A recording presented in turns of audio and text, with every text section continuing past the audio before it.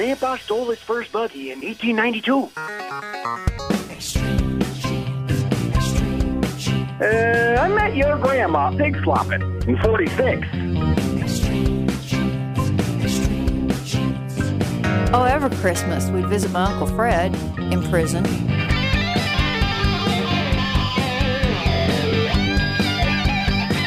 And welcome to America's Family History Show, Extreme Genes and ExtremeGenes.com. I am Scott Fisher. I am your radio root sleuth on the program where we shake your family tree and watch the nuts fall out. And if you're new to the show, glad to have you here. What we do here is share stories that people have discovered, how they found them. We talk to expert guests, and we've got a loaded show today. And this episode is brought to you by Relative Race, now on BYU TV. Season 5 actually began this past weekend. Episode 2 is coming up this Sunday night at 9 o'clock Eastern, 6 o'clock Pacific. And boy, we've got some great guests today, as always. Richard Weiss is going to be coming on. He's with a nonprofit called DNA Adoption, and he being adopted himself, he'll give us some great insight on helping adoptees as they make discoveries about their birth families and connections and how those things do or don't work. That's coming up in about 9 minutes. And then later in the show, my visit with Patricia Heaton from Roots Tech. Yeah, she was there. She was one of the keynotes, of course, from Everybody Loves Raymond, a delightful lady, and you're going to love what she had to say about her family experience coming up later on in the show. Hey, make sure you've signed up for our weekly Genie newsletter. You don't want to miss anything there. Every week we give you a brand new blog. We give you links to current and past shows, and, of course, links to stories that you're going to be very interested in. So check that out. And we've got David Allen Lambert on the line right now from Boston. He is the chief genealogist of the New England Historic Genealogical Society and AmericanAncestors.org. David, there's one thing I forgot to mention about Roots Tech coming off of it just last week, and that was this thing posted by Gordon Remington. Now, you know Gordon, of course. Oh, of course, for years. Yeah, he is one of the great genealogists in the field. He's with Ancestry Pro Genealogists. He's been on the show before, and he posted on his Facebook page that he was in the bathroom, and in the next stall over from him at Roots Tech, he hears somebody on the cell phone talking about his Mayflower ancestors, and he said, and he's getting it wrong. Do I tell him? Oh, no. Yeah, that's a problem. Yeah, I've had many conversations struck up in the bathroom, and, like, it's that awkward. And, like, can you wait a little bit? So here's an interesting little find I made just a few days ago. I was looking for a marriage record on some descendant lines, right? And I couldn't find the marriage record in the New York area. I don't know why. So I went to newspapers.com to see what I could find that might be posted about it. And sure enough, there was an account of the wedding. I've never seen one like this before. E.F.R. Varick of this village, that being Rockville Center, Long Island, who was so seriously injured last Saturday by a stick piercing his eyelid and coming out at his throat, was married yesterday to Miss Susie Secor Fowler of New Haven, Connecticut. The ceremony took place at the bedside of the injured man. Mr. Varick's condition is serious, but his physicians hope to pull him through. Mr. Varick and Miss Fowler were to have been married this fall, but on account of the possibility of fatal consequences from the accident, they were united yesterday. This is from July of 1896. And so then I went looking to find if there was an actual account of how this happened, and there was. It says a singular but serious accident occurred on Saturday afternoon to E.F.R. Varick of this village. He was at work clearing up a grove on his premises when a dead limb fell from a tree. A sharp end of the limb struck him in the face, penetrating an eyelid and grazing the orbit, passed downward inside the cheek and came out of the neck at the back of his throat. Dr. Hutchison was summoned and removed a stick 6 inches long from the unfortunate man's neck. He has since suffered greatly, but at present hopes are felt for his recovery. He did recover, by the way, and had a daughter in 1903. So that was just unbelievable. Well, that's quite an eye-opening story to start off the Family Histoire News. Yes, I think so. All right, what stories do you have for us today, David? Well, I'll tell you, on Extreme Genes, I read a great story. And, you know, we always have our DNA results and hope to find distant cousins. But how about if you find out your royalty? This is the case for Jay Spites, an interfaith pastor from Rockville, Maryland, who could not believe the words of a text that he received, that he actually, in fact, was of royalty. Turns out he is a distant cousin of a man by the name of Hulan Loken Deka, who is a descendant of the royal line of Benin, which is a small nation once part of the West African slave port. And yeah, he's gone over their fish. They've gotten robes, crowns, the whole 9 yards. Yeah, they've accepted him as their son. I mean, it's an amazing story. Check it out at extremegenes.com. I can't guarantee this type of result for all of you in your DNA results, though. Well, you know, I used to walk the farm fields looking for Indian artifacts when I was a kid, but I always was certain that there are people out there with means that are a little less scrupulous, grave robbers. And this has been going on since the days of Columbus, you know, where they would steal the goods from a king or looking for gold, etc. But, yeah, this has gotten to be a big problem.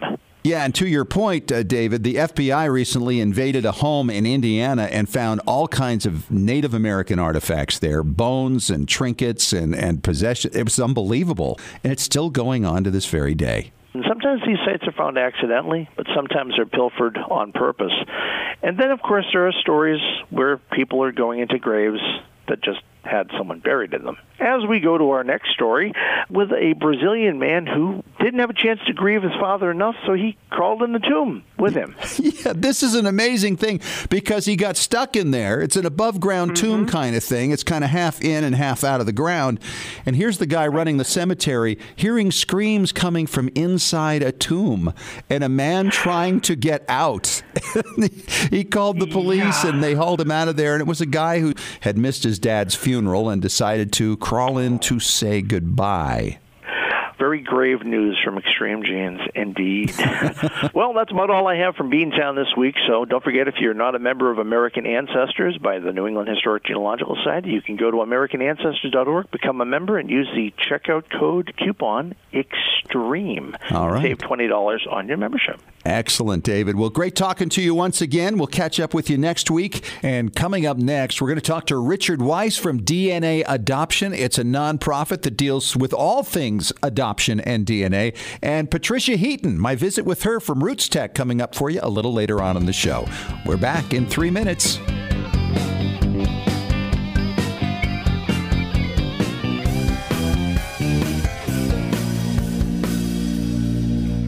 Roots Tech 2019 may be over, but the Family History Fun doesn't have to end. Visit rootstech.org to view recorded content from the event. Rewatch the inspiring keynote addresses from celebrity speakers Patricia Heaton, Saru Briley, and Jake Shimabukuro.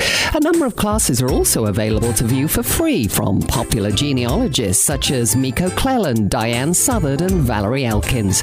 Want access to even more content from Roots Tech? Purchase the virtual pass and get access to 18 recorded conference sessions. Watch playbacks from any device from the comfort of your own home. Enjoy exclusive content from popular presenters like Kenyatta Berry, D. Joshua Taylor, and Lisa Louise Cook. Purchase your all-access virtual pass at rootstech.org for only $129. Roots Tech 2019 may be over, but it lives on through the Roots Tech Virtual Pass. Download yours today. Visit rootstech.org to learn more. Hi, Genies. It is Fisher. And at Roots Tech, I had a great visit with Dan Debenham from BYU TV's Relative Race. And, you know, they just started Season 5 last Sunday. And Dan was telling me he thought that this season may be their very best season ever. And I will tell you, based on what I saw in Episode 1 of Season 5, I think he's dead on. Imagine, in the first episode, in the very beginning, one of the members of one of the teams meeting their birth father and the reaction of everybody else. It was absolutely incredible. In fact, it almost seemed like they got an entire season's worth of relatives meeting the participants in just the first episode. If you haven't seen it, you got to catch it. Stream it with the BYU TV app. Watch it at byutv.org. Of course, the next episode is coming up Sunday night, 9 o'clock Eastern, 6 o'clock Pacific time. It's Season 5 of Relative Race on BYU TV. You do not want to miss a single episode because this is the show made for us. Legacy Tree Genealogist is a proud sponsor of Extreme Genes. Based in Salt Lake City, Utah, near the world's largest family history library, we've worked with genealogists all over the globe since 2004 to track down records, find your ancestors, and the stories that bring your legacy to life. We also analyze DNA test results, help you join lineage societies, and find missing cousins. Legacy Tree is the recommended research partner of MyHeritage.com and is the world's highest client-rated genealogy firm. Call us toll-free at 1-800-818-1476 or register online to get a free estimate. Right now, you can save up to $100 on professional genealogy research. But hurry, this offer expires at the end of the month. Even experienced researchers can benefit from our proven and experienced staff of specialists who can bring new approaches to old problems. Learn from our free genealogy tips on our blog at legacytree.com/blog. Legacy Tree Genealogists. We do the research. You enjoy the discoveries.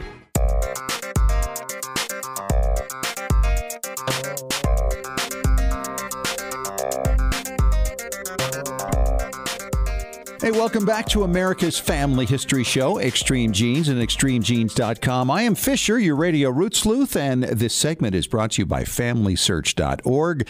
And, of course, recently they were very much behind the Roots Tech Conference in Salt Lake City, Utah. And one of the joys of this conference is you get to meet a lot of people who have their role in whatever it is that they're doing in family history. And one of the people I met for the first time was a man named Richard Weiss out of San Diego. He's with a nonprofit called DNA Adoption. And we had a great conversation because there are so many people out there right now who are adopted and who are trying to use DNA to crack the code and get into the birth family. And it's a complicated thing. And Richard, it's great to have you on the show. Let's talk. Pleasure to be here, Scott. Thanks for the opportunity. Your organization's been around now for how long? We've been around since roughly 2013. And been helping not just adoptees, but donor-conceived folks and donors as well, and folks with misattributed parentages or parent not expected find their biological families. And there's a lot that goes into that, not just searching with DNA or doing a traditional search, but how to make contact and what are the best practices and what to expect afterward. Now, you are an adoptee yourself, as I recall, right? I am an adoptee. And I have found my maternal birth family through a traditional search and my paternal birth family through a DNA search. Obviously a good experience for you. Yes, overall pretty positive. You use a lot of volunteers in this organization, which I think is fantastic because there's so many people who have really developed some great skills at both the traditional and the DNA side of things. How many people do you have helping people find these birth families and other connections? Well, we, as you mentioned, we are a 501c3 nonprofit. We're a charitable organization, and we are comprised of 13 primary volunteers. All of us are uncompensated, so anything that comes to us goes directly to our purpose of reconnecting families. So got some wonderful people with a great spectrum of experiences and perspectives. We've got folks from the tech industry and from the public affairs industry, former educators, people that are into web design, and all of us have been touched by adoption or non-paternal events or by donor conception.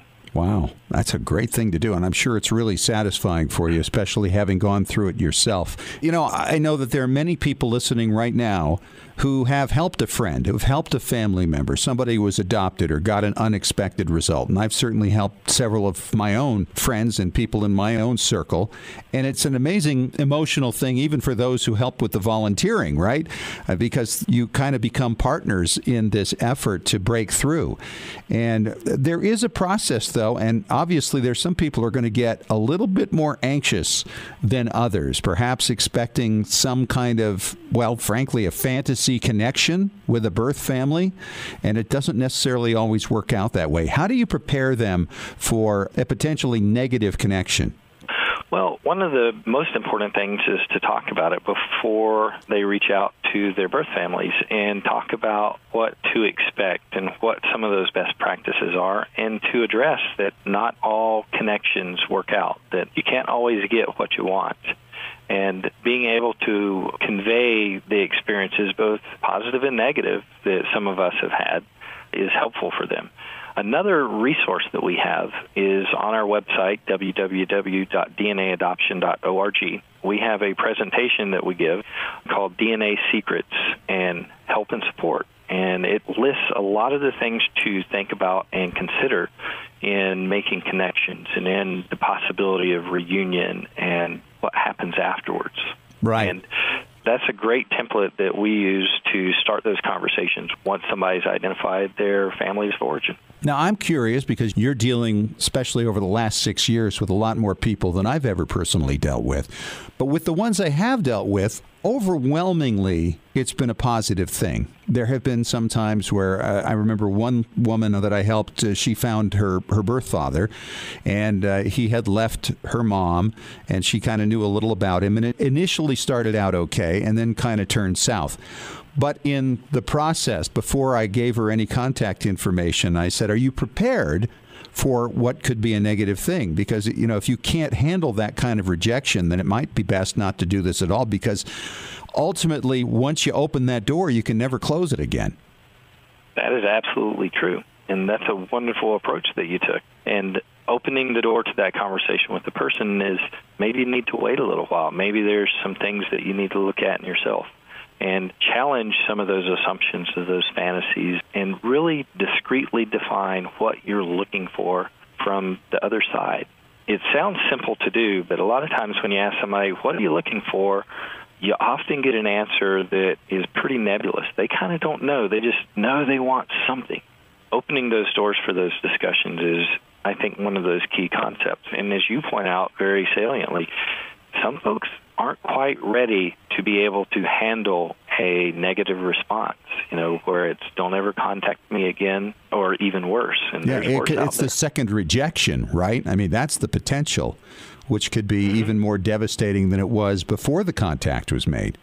That's true. And that sense of rejection and having the emotional capacity to handle that and be okay with that is something that everybody needs to consider if they are searching for their biological roots.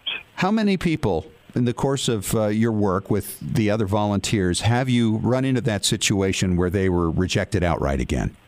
So the average is between 5 and 10%, and that's great. A more holistic average, not just with me, but with others that I'm aware of. Sure. And there's a generational aspect of this as well, because those of us who were born and adopted out during the baby scoop era, there's a higher percentage of that declining contact is what I'm going to call it here. And it does feel like a rejection.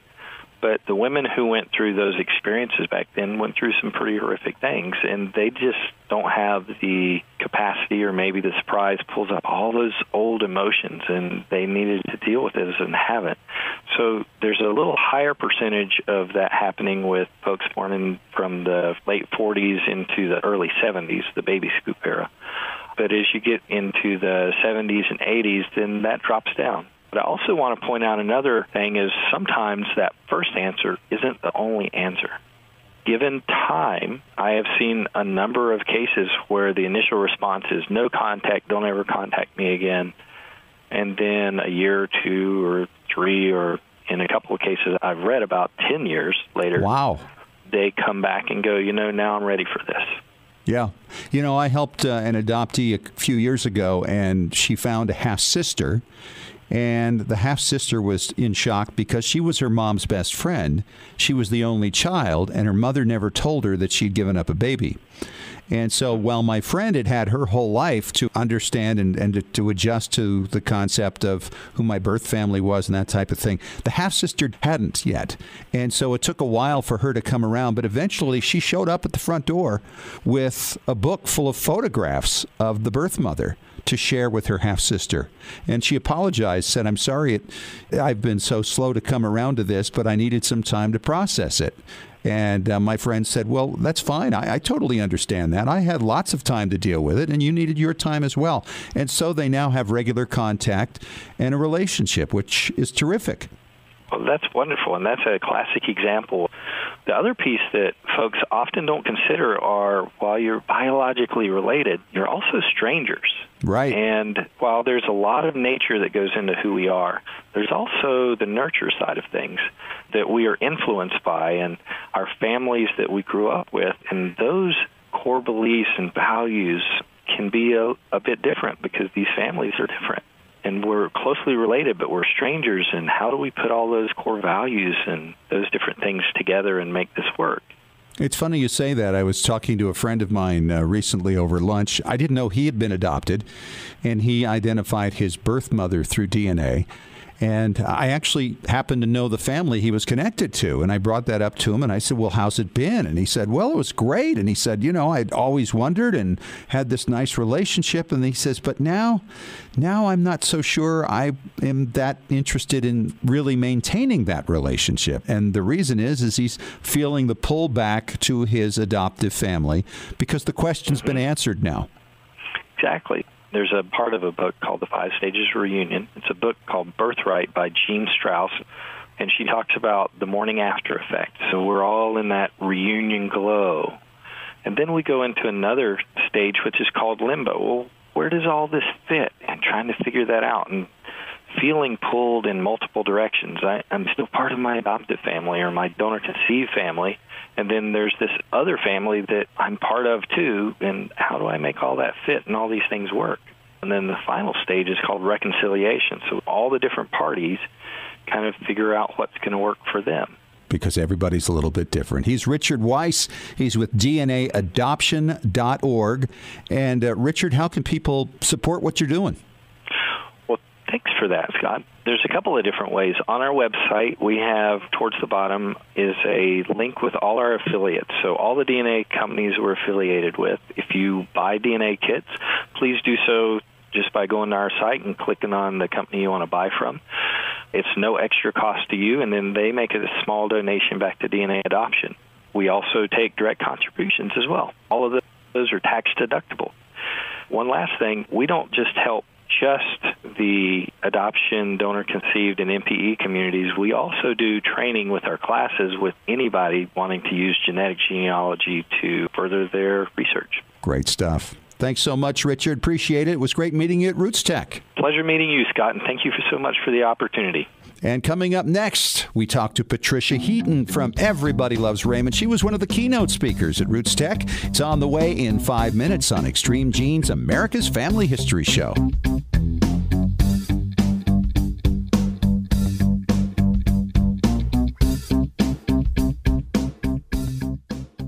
Looking for an easy way to show off your family history and share it with your family? Family Chartmasters offers beautiful custom pedigree art pieces and inexpensive family reunion draft charts in any design or size that fits your needs. With a free consultation at FamilyChartmasters.com, you can get started creating a new family masterpiece. Family Chartmasters has over 11 years of experience in creating and printing family charts. They can print any style of genealogy chart from any genealogy file and can create exactly what you're looking for. You'll work with a specialized and talented consultant whose goal is to make you happy. Decorative charts make fantastic gifts for all occasions. And with Family Chartmasters' option of ordering duplicate charts at half price along with your original purchase at full price, you can afford to give a family heirloom to each member of your family. Contact Family Chartmasters today at FamilyChartmasters.com for your free consultation. Family Chartmasters will give the greatest care to your family history. Scientific studies have proven that youth who know even a little bit about their family history perform better academically and have a greater sense of personal confidence and stability. Genealogy is its own incredible superpower that arms our children with super strength. But how do you get your child or grandchild interested in studying their family history? That kind of stuff is just for grandmas, right? Not anymore. ZapTheGrandmaGap.com leaps the generation gap in a single bound. Author Janet Havorka provides you with useful and timely advice on helping the young people in your life become engaged in their own family history. Janet has an entire collection of books to inspire the young and the young at heart in fun, interactive ways. She also offers creative tips and advice on her blog and in her free weekly newsletter. Stop by ZapTheGrandmaGap.com today to sign up for Janet's free email newsletter with 52 weeks of easy tips, free downloads, and order your set of resource books and workbooks.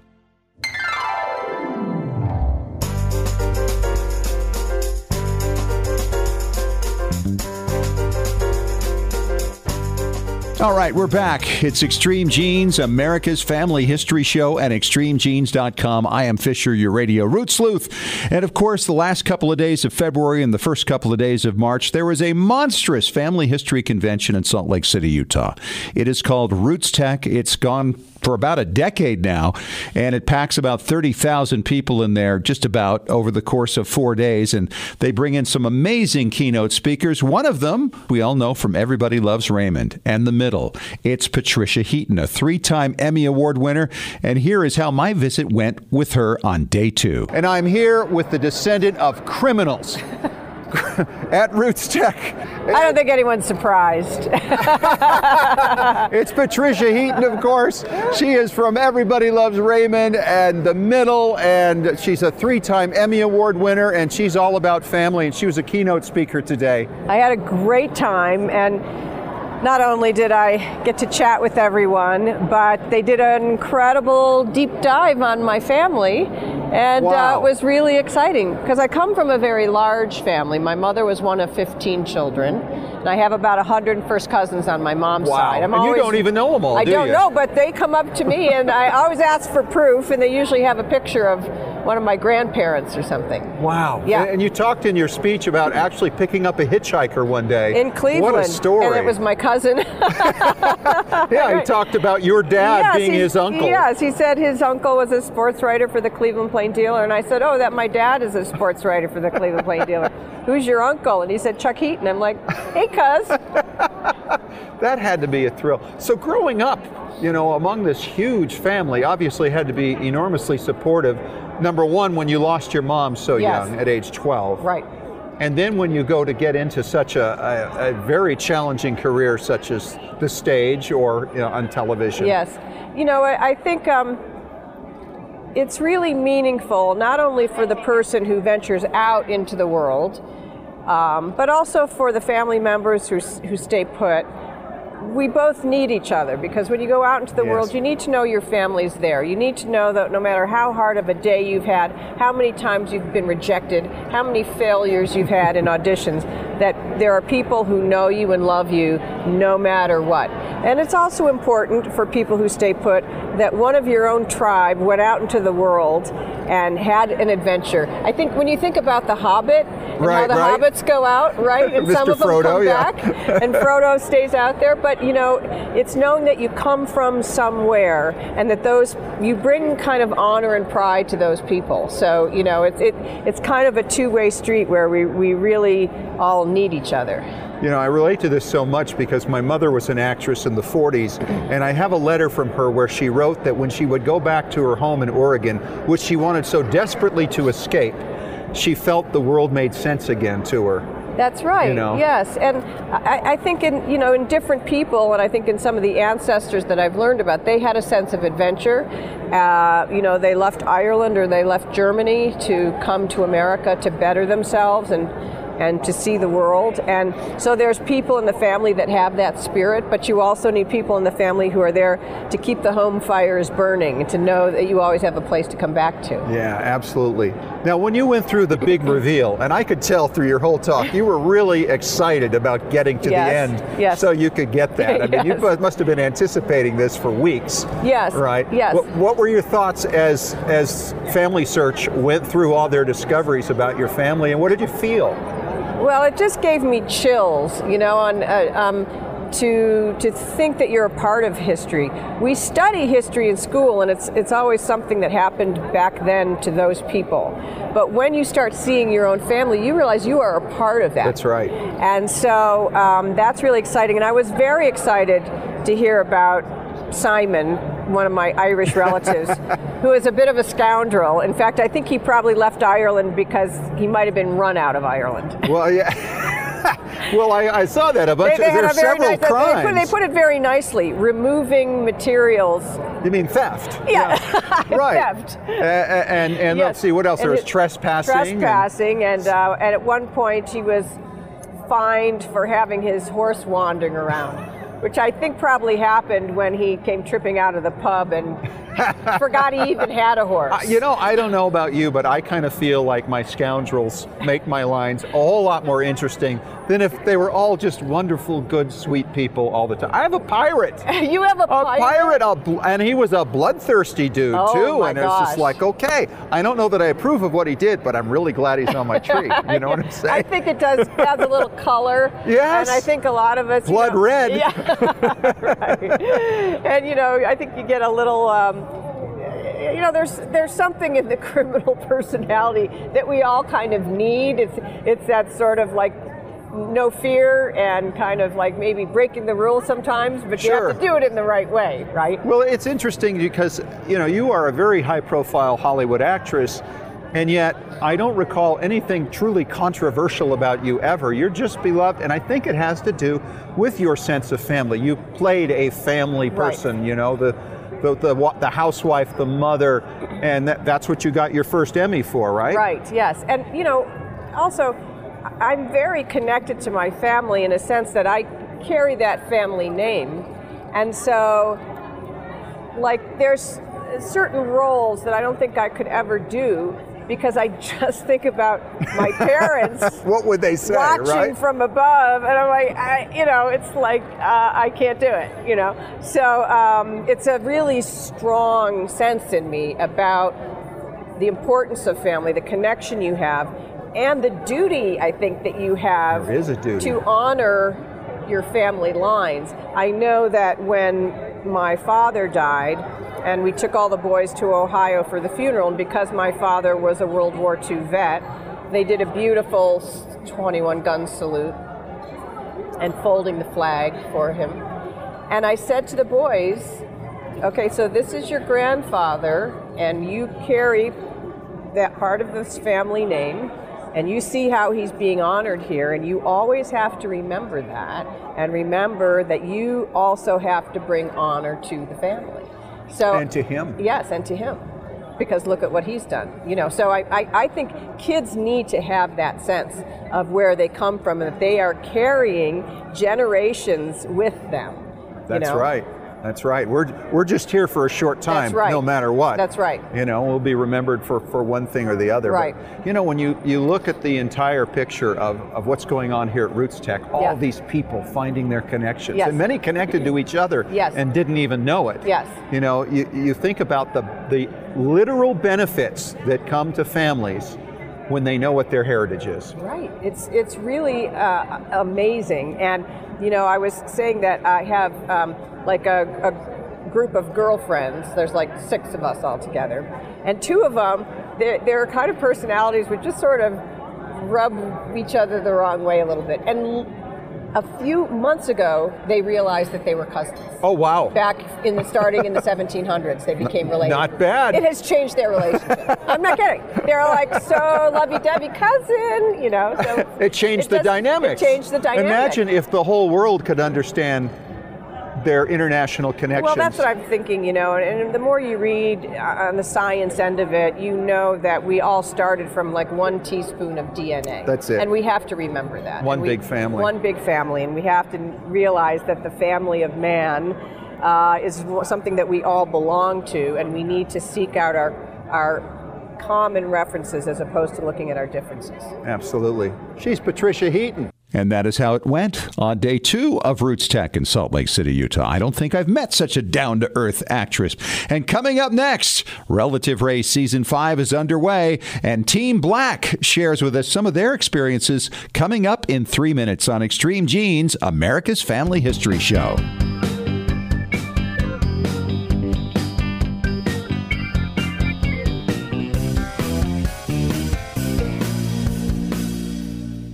Legacy Tree Genealogist is a proud sponsor of Extreme Genes. Based in Salt Lake City, Utah, near the world's largest family history library, we've worked with genealogists all over the globe since 2004 to track down records, find your ancestors, and the stories that bring your legacy to life. We also analyze DNA test results, help you join lineage societies, and find missing cousins. Legacy Tree is the recommended research partner of MyHeritage.com and is the world's highest client-rated genealogy firm. Call us toll-free at 1-800-818-1476 or register online to get a free estimate. Right now, you can save up to $100 on professional genealogy research. But hurry, this offer expires at the end of the month. Even experienced researchers can benefit from our proven and experienced staff of specialists who can bring new approaches to old problems. Learn from our free genealogy tips on our blog at legacytree.com/blog. Legacy Tree Genealogists. We do the research. You enjoy the discoveries.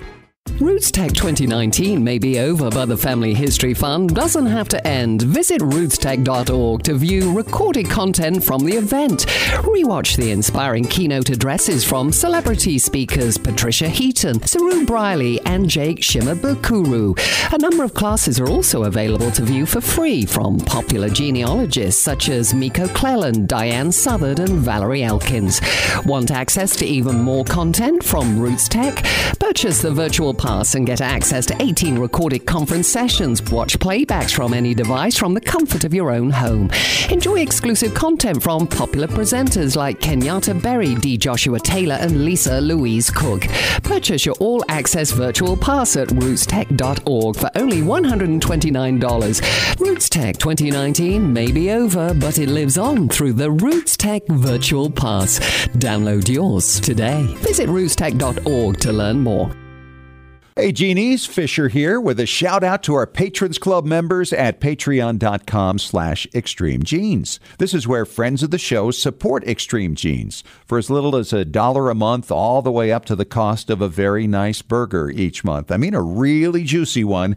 You can support the show and enjoy various special Patrons Club member benefits, such as acknowledgement on extremegenes.com, special bonus podcasts from expert guests like Maureen Taylor, the photo detective, CC Moore, your genetic genealogist, great storytellers and experts on record sets from all over the world. We even offer expert advice on specific questions challenging your research. So go to patreon.com/extremegenes and get signed up. We love sharing your genealogical journey with you on our Extreme Genes Patrons Club. After all, what would you rather have? Inspiring and informative content or another greasy burger?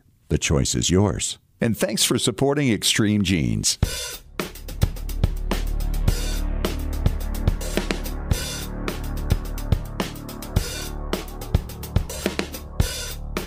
Back at it on Extreme Genes, America's Family History Show, and extremegenes.com. And this past weekend, of course, it was the start of Season 5 of Relative Race on BYU TV. And as always, we love to talk to the team members who are on this show every season. And right now, we've got Team Black on the line from Season 5. It's Kristen and Kaylee, the identical twins. How are you guys? We're good. How did you get on this show? What made you want to be on Relative Race? So I initially received the email that said if we were looking for someone in our family and to basically respond and say, what's your story? So we did the whole process, and then we got an email back, started the phone call, started the Skype calls, and that's when we initially knew that we had a chance to be on the show. So ever since then, we just, we did the whole process and shared our story and who we were looking for, and then here we are. Look at this. Now, you guys are identical twins. Are you looking for parents, siblings? What's the story for those who have not seen the show yet? So our main search is to find our dad. He left when we were 4 years old, and so we're 24 now. So in the 20 years, in the gap between him leaving us and now, we haven't had any contact with him, haven't seen him at all or anything. And so we've just been praying that opportunity would arise. And when this came about, we figured, what better way to find our dad than on Relative Race. So that's who our main person that we wanted to find was our dad. And then, of course, on our dad's side, we haven't really known anybody either, like his brothers and sisters, and so we were also in search of our aunts and uncles. Wow. So the $50,000 had nothing to do with anything, right? That was a perk. We just wanted some more answers about our family. I'm teasing you. So you started out this year at the St. Louis Arch. Had you ever been there before? Never. I have not. Nope. And how did you like working with Dan, and how did you interact with the other teams as you got to meet them? So we're pretty competitive. My sister and I have always grown up being competitive, and especially when we're together, we do make a really good team. And so prior to, the race starting, you could tell all the teams were trying to just stay strong and kind of keep quiet, but it was just one night when we were in a hotel, we just all became really close. So the start of the race was everyone was hoping each other would win, and nobody wanted strikes for anybody. And it was just, I don't know, it's so cool because, like, we're so close now. Yeah, I would think that, once you get to know people and realize they're doing the exact same thing you're doing, just trying to find family, it makes for a whole different dynamic, doesn't it? It's not like any other game show. Right. In the first day, what was your best experience? The first day, I think the best experience was just knowing that it was the first day. And you really can't put a finger on a moment that's the best because everything changed in a matter of seconds. Whether that's the person you're about to meet, the challenge you're about to do, the strangers that you talk to, everything changes. And there's no, path that you can follow. So you feel every single emotion, stressed, excited, amazed, crying all the time or not crying all the time. You can't feel emotion because you're in shock. So really just the roller coaster of emotions on the journey is just mind-blowing. You can't prepare for a roller coaster like that at all. Did you guys get along pretty well through the course of this whole thing? You want to go, me and Kristen, or the team? You two. We got along as best as we could, but because we're competitive, as a team, but sometimes we're competitive against each other, because we think our strengths can outdo the other's strengths, and same with weaknesses and stuff like that. So we can get competitive in between our own team. So we had to recognize that early on so that doesn't affect our game or what we're here for. Yeah, that makes a lot of sense. Well, it's Kristen and Kaylee. They are Team Black on Season 5 of Relative Race on BYU TV. I wish you guys the best of luck. It sounds like you just had an amazing adventure, and we can't wait to watch the whole season unfold. Thank you so much. We can't wait. And check it out Sunday nights at 9 Eastern, 6 Pacific, or you can use the BYU TV app to stream the show.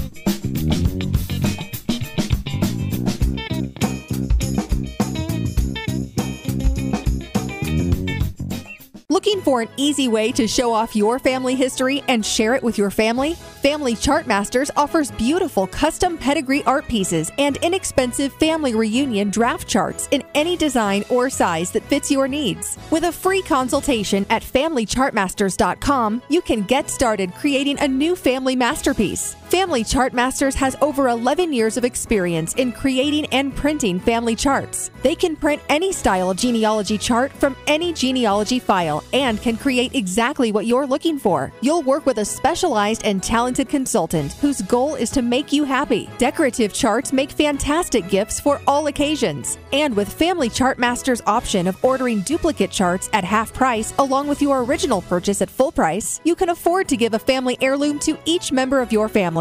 Contact Family Chartmasters today at FamilyChartmasters.com for your free consultation. Family Chartmasters will give the greatest care to your family history. When was the last time you heard your grandmother's voice or saw your family enjoying life back in the 1950s or 60s? If the reason is you haven't known what to do with your old recordings, videos, and films, here's your answer. The Multimedia Center in Salt Lake City. We brought in a video project to the Multimedia Center, and overnight they duplicated it to DVD so we could meet our deadline. The Multimedia Center, 2870 East, 3300 South, Salt Lake City. Open Monday through Friday, 10 to 6. Call 801-483-1717 or go to transferduplication.com. Genies, it's Fisher with exciting news. The Weekly Genie, the official newsletter of Extreme Genes, is here. It's your Monday morning briefing on what's happening in the world of genealogy and family history and on Extreme Genes. Get all the details of jaw-dropping stories of discovery and keep up with the latest techniques in family history research. Get to know more about your favorite Extreme Genes personalities. And it's free. Sign up for the Weekly Genie now at extremegenes.com or the Extreme Genes Facebook page. And when you do, you'll receive David Allen Lambert's top 10 tips for beginning genealogists from the chief genealogist of the New England Historic Genealogical Society. Sign up today for the Weekly Genie.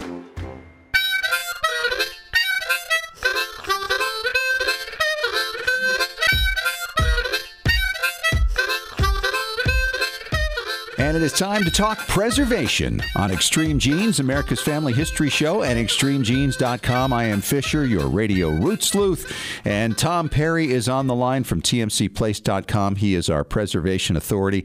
And Tom, here we go into the summer months, which means those attics are going to be heating up, and who knows what's sitting up there. And I thought we'd talk a little today about, how do you protect things like your VHS tapes and your video 8s and mini DVs, right? And SD cards too, because all of these things can be affected obviously by heat, but there's also human error and magnets we should be talking about here, right? Absolutely. In fact, the best word you use is human error. We have had people come in with a videotape that said, hey, this has our wedding on it, and I didn't have a tape handy when I was doing the Super Bowl, so I popped this in and recorded it. I need it taken off so I have my wedding back. Ain't going to happen. Right. You recorded right over it, right? Absolutely. Absolutely. So what you want to make sure is when you're going through Grandpa's attic, or maybe you're doing your own house cleaning, and you have any kind of videotapes or audio cassette tapes, there'll be a little trigger on them that you can either break off or a switch you can flip. So if somebody somehow puts one of these into a machine to review it or look at it, see what it is, and they accidentally hit that big red button by mistake, they're not going to erase your tape. Now, you're talking about that little plastic flip. This is not an electronic switch you're talking about. It's just a piece of plastic that kind of slides over a hole, right, that protects the tape from being recorded over. Exactly. On every format except for Video 8, you want the hole to be visible. So on VHS, you can use your fingernails or get a little screwdriver and break the tab out.